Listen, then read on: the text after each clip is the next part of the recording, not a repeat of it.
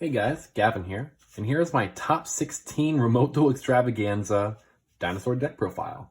I was the only dinosaur in top cut, and I wanted to show off my deck, but I kind of wanted to wait for my mat to come in so you guys didn't think I was a liar. So yeah, here's the proof.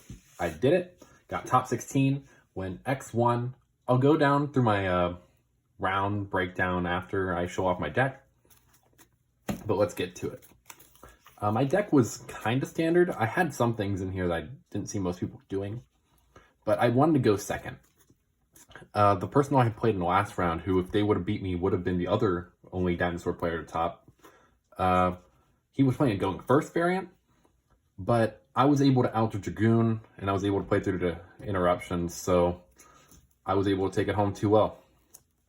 But yeah, I wanted to go second because cards like Oviraptor and Misk just allow you to break down any board, and it didn't really matter what they did. So I don't think there's really room to explain what Oviraptor and Misk do. Everybody jokes about have you read Misk, where basically just a forbidden lance. Make sure your dinosaurs are unaffected by what your opponent does for the main phase. And then Oviraptor just allows you to search, dump, do anything. Just get any dino. I see a lot of people cutting Rex. I wanted to. Going into the event, I didn't want to play Rex that much, but even during the event, it didn't come up often. But when it did, I actually won a match because they de-shifted me and I could send Rex. This just allows you to go into double rank 4s, which comes up every once in a while. Double Animadorned Archosaur. I was initially not going to play this deck because this card shot up exponentially after the ban list where they hit VFD. But basically, I didn't want to play one, because if I played one, then my Misk would be dead if I drew it, so then I'd be playing with a brick. It's not bad to normal summon. There were a lot of matches where I had to normal summon it, because this plus Baby, or this plus any other dinosaur is just a free Conductor. Where a lot of people talk about how good Conductor is by itself.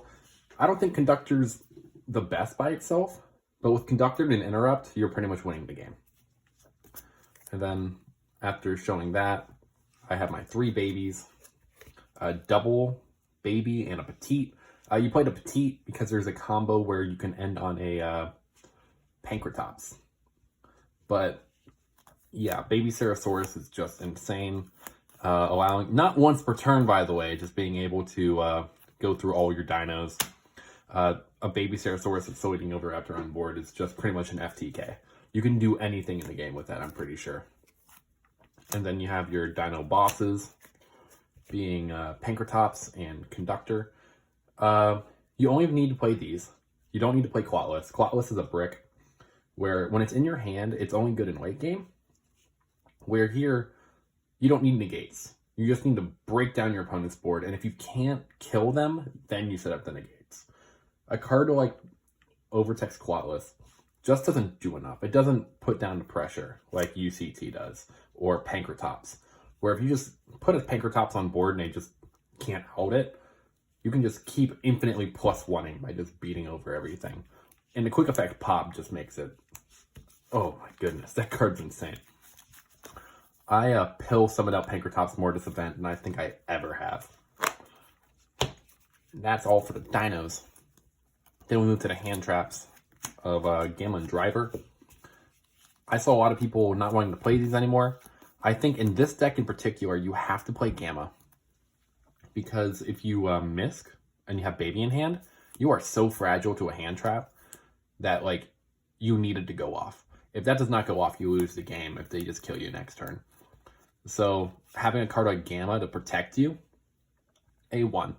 This card is nuts. And it's a good hand trap, too. It's a negate and destroy.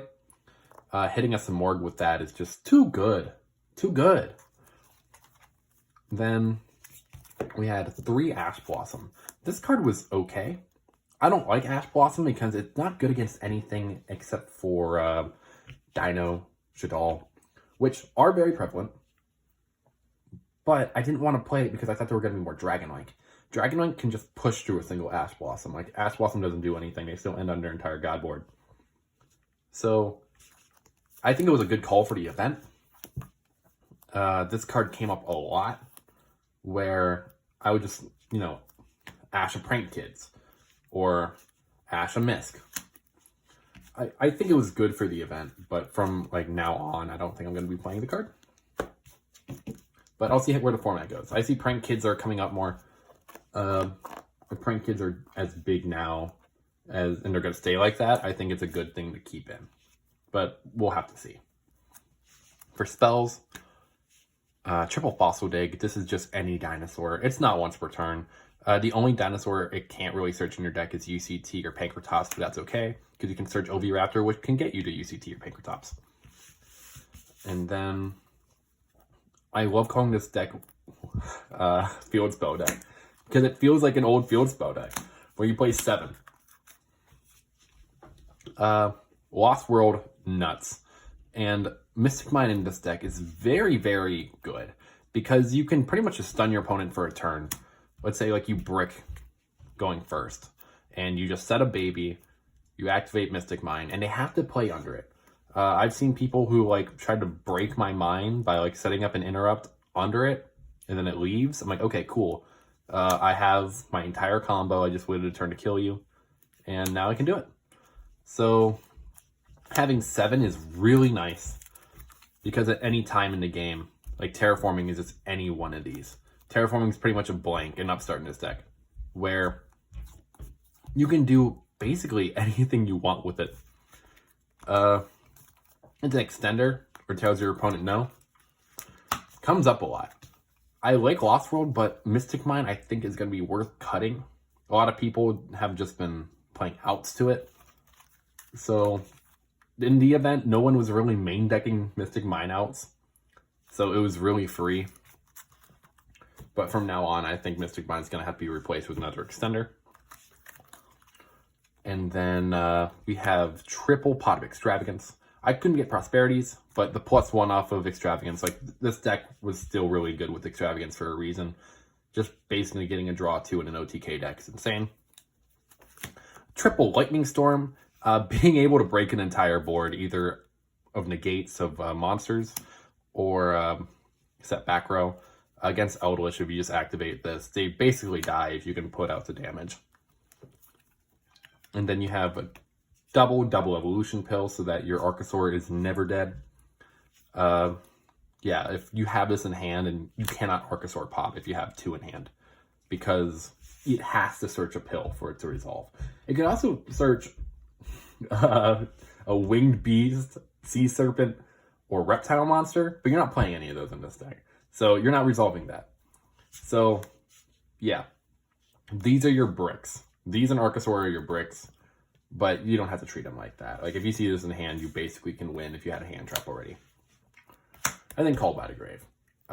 This was the 41st card. I didn't want to play 41, but I thought this card was too good to not play, and there was nothing else in my deck I was really considering cutting except for Rex. But I think Rex for this event was just too good for the recurability. Against Rogue, it just comes up too much. And that's 41. Over to the extra deck. We have double Dolka and Logia. I didn't make Logia at all the entire weekend, but if I was going up against more Spell or Trap Reliant decks, Logia comes up in like late game, where just being able to basically tell them no is really good. Dolka comes up every game. Yeah, there's so many ways just to get to Evils or Dolka. It's insane. Like, it's better at Pelosa. Double Abyss Dweller. When I played in the Extravaganza in February, I was playing VW, and every single round I played against Shadal. So, you know, I didn't want to take my chances. Against Shadal, it's sometimes better to make Dweller than it is Dolka, because they can just chain block. So I'm like, okay, you're not touching your graveyard. Basically why I played 2.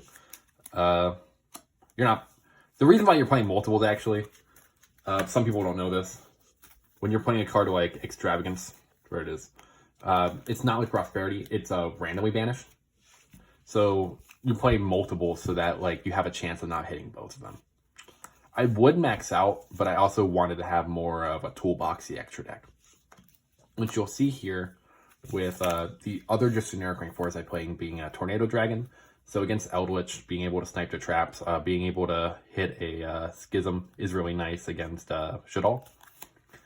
And then Ragnazero.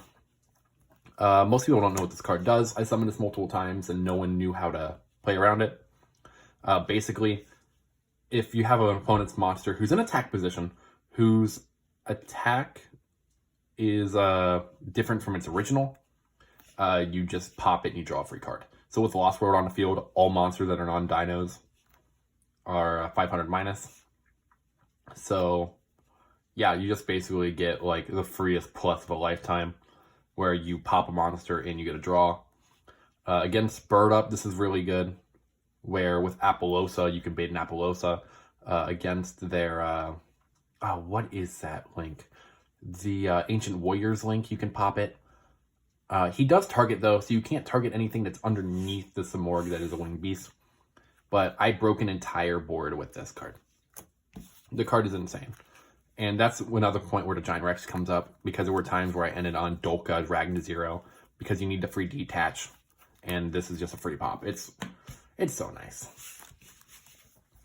And then for the links, you have to play double Link Rebo, because this is the most important Link monster in your extra deck next to another one I'm going to get into.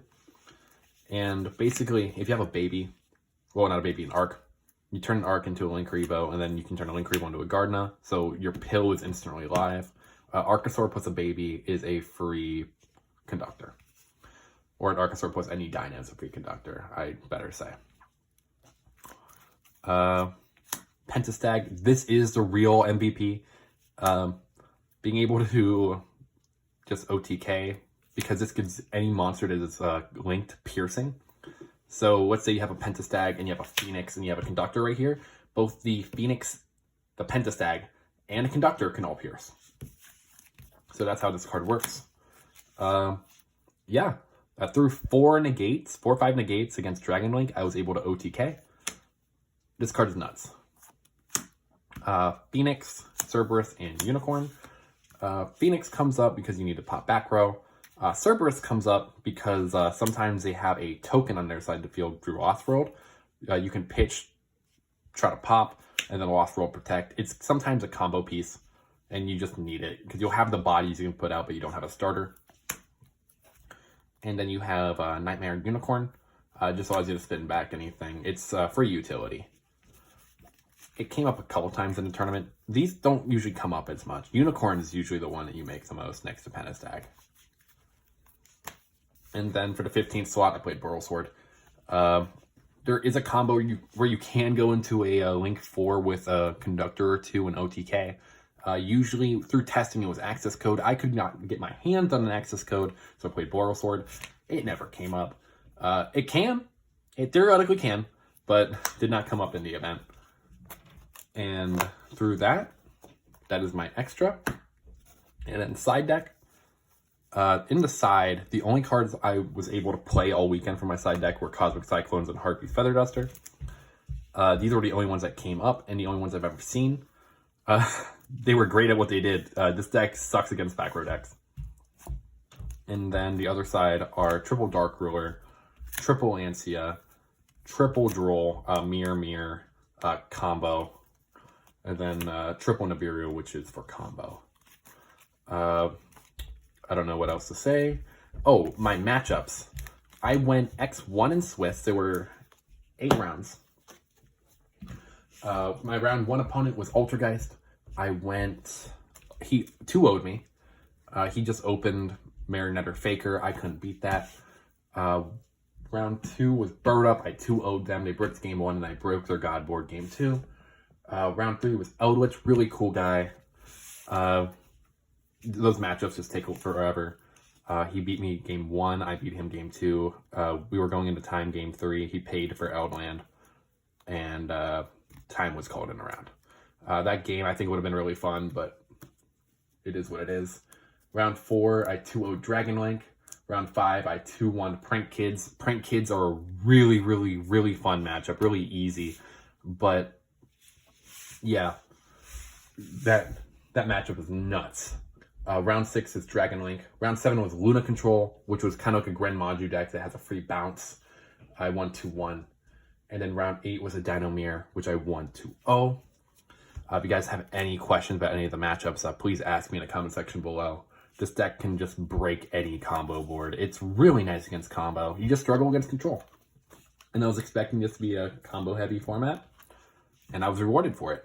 Remember to always build for the event and not for the format. I see a lot of people doing that, and I was rewarded for it.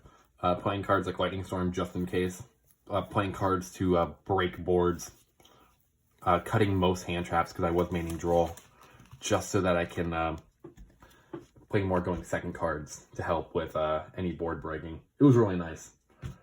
But yeah, this is my deck. And yeah, if you guys have any comments, questions, go ahead and ask me. If you want more stuff like this, like, comment, subscribe. Have a nice day, bro.